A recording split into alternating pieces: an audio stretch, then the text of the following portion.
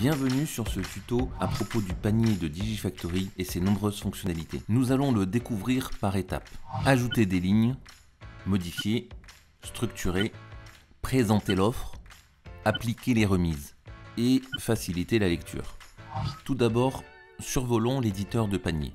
Les boutons pour ajouter des lignes, la zone d'édition, l'évaluation de la marge, l'accès aux autres panels, le récapitulatif, les actions sur les lignes. Ajouter des lignes. Commençons par l'ajout de différents types de lignes. Par un simple clic, la ligne de titre s'ajoute à la fin. En double-cliquant, on modifie le texte. L'ajout peut aussi se faire par un simple drag and drop à l'emplacement souhaité.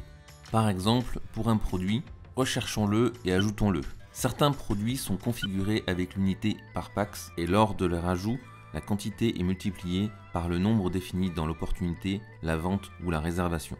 Ici, l'opportunité est pour 400 personnes. Je mets 2 et voilà, 800 en quantité. Il en va de même pour les dates des produits avec planning, comme les lieux, du staff ou un mobilier à louer. Prenons une table, les dates de l'opportunité sont reprises pour la location du produit. L'ajout de produits se fait le plus souvent via le catalogue. C'est une manière plus graphique de visualiser et choisir les produits. Cela aide aussi le commercial pour une inspiration rapide et visuelle pour faire des propositions. Depuis le catalogue, vous pouvez également ajouter plusieurs produits d'un coup. Souvent les devis sont similaires ou des morceaux se répètent régulièrement. Pour faciliter le travail futur et gagner du temps, vous préparez des trames de devis réutilisables. Ouvrez la recherche de trame, trouvez la trame nécessaire, ajoutez. Et voilà, toutes ces lignes sont ajoutées d'un clic. D'autres types de lignes sont disponibles, comme le sous-total. Il fait la somme des produits depuis le dernier sous-total. Également, vous avez le bloc de texte pour ajouter des explications ou de l'information. Notez l'indicateur tant que le texte n'a pas été modifié. Voici deux autres cas particuliers. Un produit dont le prix a été figé par la direction n'est pas modifiable. La location d'un produit sans disponibilité pour ces dates s'affiche assuré en rouge. Éditer le panier. Regardons maintenant l'édition de tout cela. Changez le prix pour celui souhaité. Une fois changé, remarquez les pointillés sous la case. Cela signifie que c'est un prix spécifique. Videz la case, le prix standard revient. Modifiez la quantité et pour les produits spéciaux, la deuxième quantité. Dans le domaine de la location, vous pouvez avoir des produits avec coefficient multiplicateur pour remplacer la durée. Aussi, modifiez le nom du produit, sa description et aussi le titre de la section. Si la fiche du produit possède une description, copiez-la d'un clic. Vous pouvez toujours la modifier pour ce devis. Revenons sur les produits avec planning. Les dates et heures ont automatiquement été définies. Vous pouvez les modifier, choisissez la date et l'heure souhaitée. Répétons l'opération pour un autre produit, choisissez directement des horaires déjà utilisés. Quelques autres modifications possibles. Triez les lignes par simple drag and drop. Choisissez le format de la photo, petite, grande ou aucune. Est-ce une option? Le prix est-il caché ou est-ce la ligne entière? Structurer. Nous avons vu jusqu'à présent une structure simple et linéaire. Un titre, des produits et un sous-total correspondant. Lorsque le devis est long, les groupes apportent leur lot d'avantages. Ajoutons un premier groupe et donnons-lui un nom. L'ajout de produits ou de lignes se fait automatiquement dans ce groupe. Selon vos besoins, vous pouvez ajouter des sous-groupes. Un type de produit spécial introduit plusieurs façons de structurer l'offre commerciale. Ce sont les assortiments. À la différence d'un bundle ou des possibilités offertes par la production, les assortiments laissent de la liberté au commercial. Le cas classique de l'assortiment est le cocktail dînatoire composé de pièces. Vous personnalisez les proportions des pièces souhaitées, activez ou désactivez des recettes, le tout selon les besoins de votre client ou vos contraintes internes. Voici un autre assortiment avec des groupes de pièces, salées, sucrées, etc.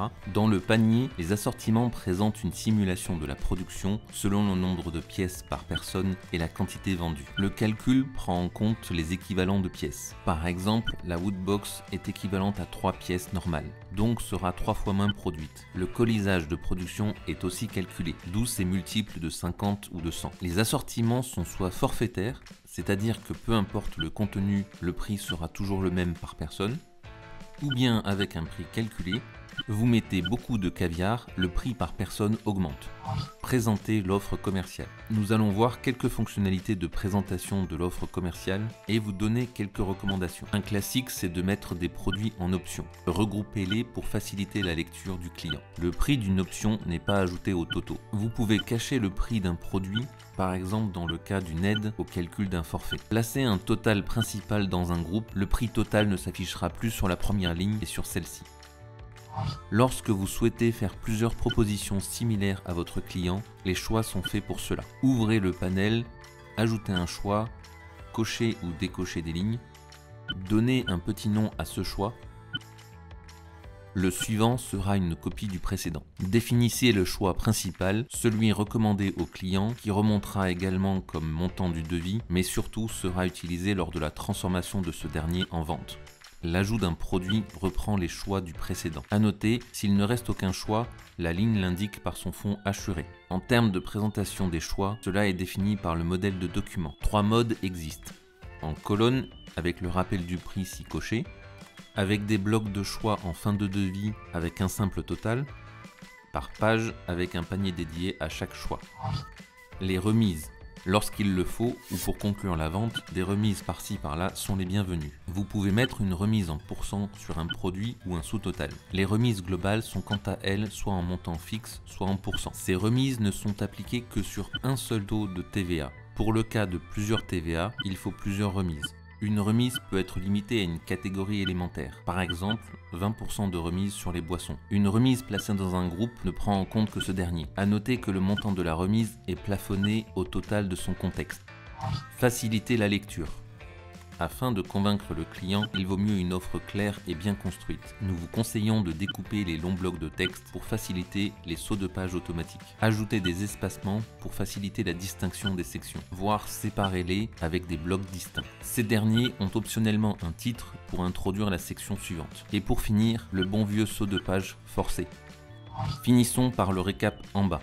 En plus des quelques totaux classiques, c'est un outil de contrôle, avec les différentes TVA utilisées, le taux de remise moyen, le nombre de staff, les dates minimum et maximales utilisées, et une indication du prix moyen par pax, le cas échéant. L'objectif de marge se définit par ici, et s'applique à tout le panier. Et voilà pour le panier lui-même. D'autres tutos seront ajoutés prochainement pour aller plus loin. Gérer le budget et la marge, définir le déroulé de l'événement, utiliser le devis plaquette, construire l'offre commerciale, bien préparer les trames, constituer les assortiments. A très bientôt pour une nouvelle vidéo.